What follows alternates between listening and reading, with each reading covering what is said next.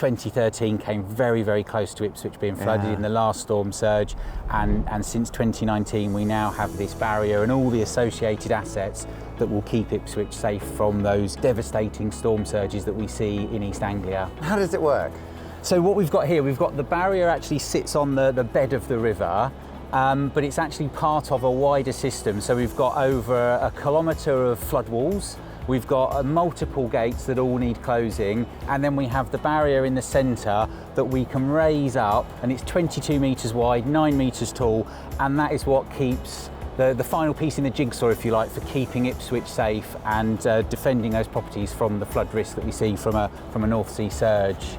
How many is it protecting? It protects 2,500 homes, also protects 300 businesses. We expect this barrier should still be here well into the next century, and as it moves forward, we expect it to be used more and more.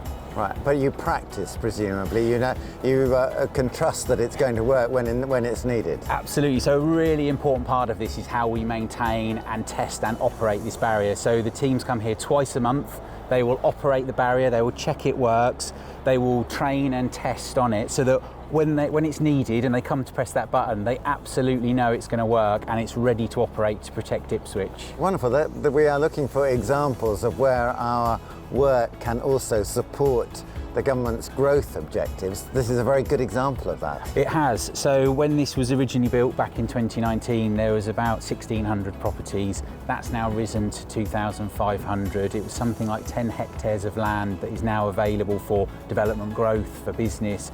That wouldn't be possible. It isn't possible around the country without the first sort of key thing to be laid is the defences. We need those in place so that other things can happen and businesses and homes can thrive.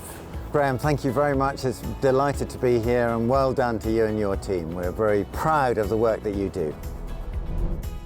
So this is typical of the assets that are maintained around the country by wonderful environmental agency teams working night and day when they need to.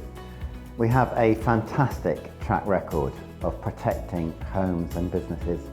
Over the last 18 months, when there has been more rain than we have known in the history of meteorological records, the ratio of homes protected to homes flooded has been around 30 to 1.